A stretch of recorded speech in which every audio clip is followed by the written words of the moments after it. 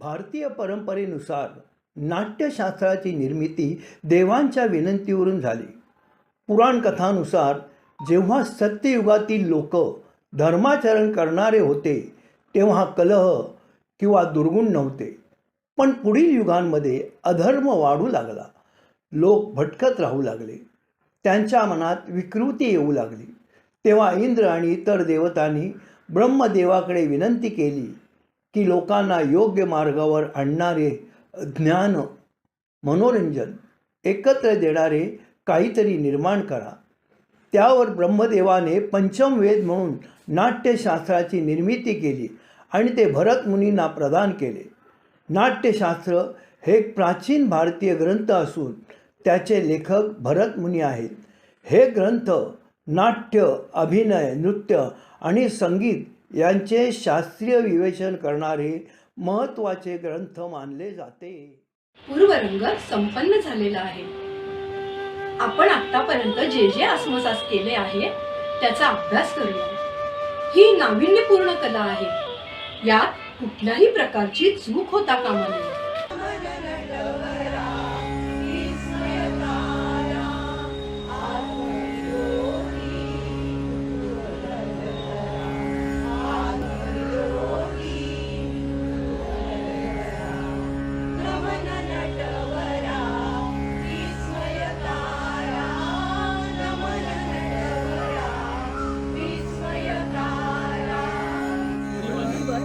आमचा नमस्कार स्वीकार करावा. सदैव आनंदी आणि स्नेहपूर्ण राहा. आपल्या आगमनाचे प्रयोजन व्हावे. जेव्हापासून आपण नाट्यशास्त्राची निर्मिती केली आहे तेव्हापासून आमच्या मनात अनेक प्रश्न निर्माण झाले आहेत आणि या प्रश्नाची उत्तरे आम्हाला प्राप्त होण्यासाठी आम्ही आपल्याकडे आलो आहोत. विचारा, अगदी निसंकोचपणे विचारा. नाट्यशास्त्राची निर्मिती कशी झाली? या निर्मितीमागे काय उद्देश आहे? आपण अतिशय उत्तम प्रश्न विचारला आहे. हा प्रश्न केवळ नाटकच नाही तर संपूर्ण जीवनाचे सार आहे आणि इंगित आणि इप्सित याचे जाणून घेण्याचे माध्यमच आहे. ऋषीगणगो त्रेतायुगामध्ये समस्त मानवजात काम आणि लोभ यांच्या अधीन जाऊन अधर्म आणि संघर्षाच्या दिशेने अधोगत होत चालले होते. त्यावेळेला इंद्रदेवाने ब्रह्मदेवांना प्रश्न विचारला. हे जग आनंद आणि दुःख, धर्म आणि अधर्म, विजय आणि पराजय यांनी भरलेले आहे. या सामान्य मानवांना न्याय, नीती, धर्म शिकवण्यासाठी काहीतरी प्रभावी साधन हवे आहे. देवराज, मी देखील त्याच विचारात होतो. मानवाला उपदेश आणि आनंद देण्यासाठी काहीतरी करायला हवं. म्हणूनच मी नाट्यशास्त्र तयार करण्याचा संकल्प केला. परंतु गुरुदेव, हे चारही वेद, चारी असामान्य वेद ज्ञानाने अतोप्रात भरलेले आहे आणि या जगताचे रहस्य घडलेले आहे. या चारी वेदांमुळे आपली जी उद्देशाची प्रतिकृती आहे ती पर्याप्त होत आहे. असं असतानाही हा नव्या वेदाचा अट्टहास का? सकल जनांना अतिशय सुलभ आणि सोप्या पद्धतीने अवगत व्हावं यासाठी जनसामान्यांना नाटकाच्या माध्यमाद्वारे शिक्षणाच्या मार्गावर मार्गक्रमण करता यावे या आणि अशा सृजन पवित्र उद्देशाने पितामह ब्रह्माजीने चार वेदांचे अनोखे मिश्रण करून नाट्यवेद या सृजनात्मक पंचवेदाची निर्मिती केली आहे. चार वेदांची तत्व ती काय आहेत गुरुदेव? नाटकाच्या माध्यमातून जो पाठ आपण श्रवण करीत आहात तो पाठ ब्रह्माजींनी संवादातून, ऋग्वेदातून संकलित केला आहे. कर्णपटलावर पडणाऱ्या सर्वांग सुंदर गीतांचा, स्वरांचा आधार सातुर्वेदाद्वारे अभिनय आणि अथर्व वेदामधून नवरस स्वाद स्वीकारला गेला आहे.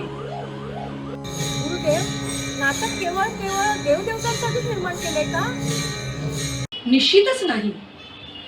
ही शंका, हा संशय दानवांना आला होता आणि इंद्रदेवांनी ही शंका ब्रह्मदेवांसमोर मांडली होती. अद्भुत. पण हे फक्त देवांसाठीच असेल का? नाही, हे सर्व मानवजातीसाठी असेल आणि त्यात सर्व नवरस असतील. अद्वितीय. हे खरोखरच अद्वितीय आहे. पण हे अंमलात कोण आणू शकेल? मी यासाठी भरत मुनींना निवडले आहे. भरत मुनी? ते आपल्या शिष्यासमवेत पृथ्वीवर जाऊन नाट्यकला रुजवतील. नाट्यशास्त्र न्याय, नीती, धर्म शिकवणार असेल तर मी सुद्धा याला पाठिंबाच देईन. तर मग नाट्यशास्त्राचा जन्म आजपासून झालाय असं मानूया. अद्भुत. संपूर्ण सृष्टी समावेश, लौकिक आणि अलौकिक सर्व धर्म, संपूर्ण सृष्टीच्या प्राणीमात्रांच्या भावभावनांचा प्रातिनिधिक कला. होय, नाट्यशास्त्राला आपण सकल कलांचा उगमबिंदू म्हणू शकता अथवा विश्वातील समस्त कलांचा संगमही म्हणू शकता. मुनिवर, नाट्यकला तर अत्यंत अद्भुत कला आहे. जेवढं मनुष्यासाठी श्वास घेणं महत्वाचं आहे तेवढंच ही कला महत्वाची. आपला हा समाज या गोष्टीला गंभीरतेने का घेत नाही? कलाकार्याला अनपेक्षित का समजतो? आपण कलाकार आहोत, नीती निर्माता किंवा जगनियंता नाही. कलाकारी हा आपला धर्म आहे. आपल्या कलेच्या अनुषंगाने विषयानुरूप नीती नियंत्यांचा विचार करा. प्रयोगासाठी साधन सामुग्री आणि संधी उपलब्ध करून द्याव्या लागतील.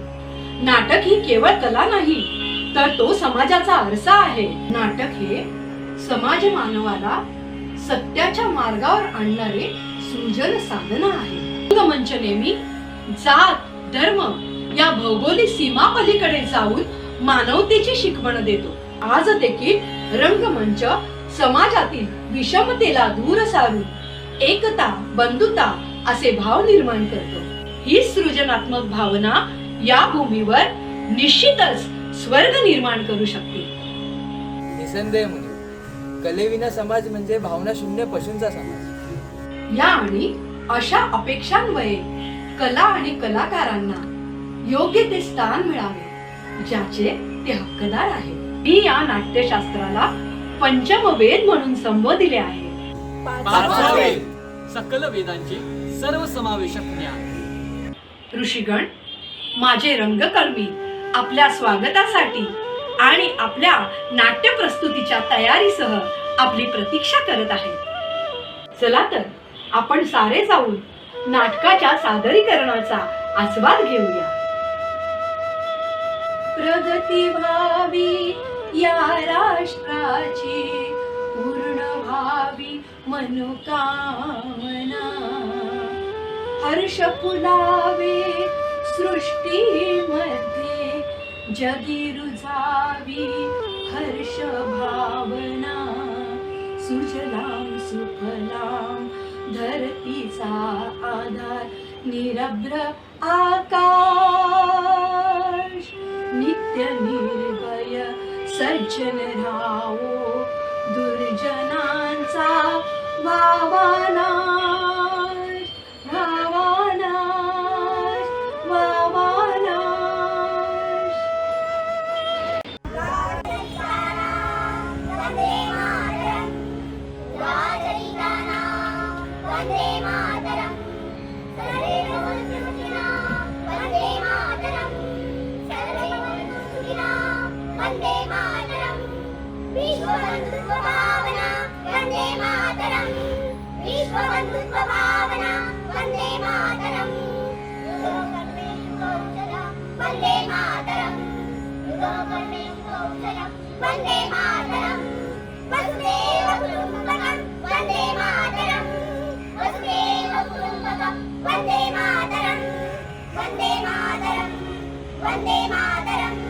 Vande Mataram.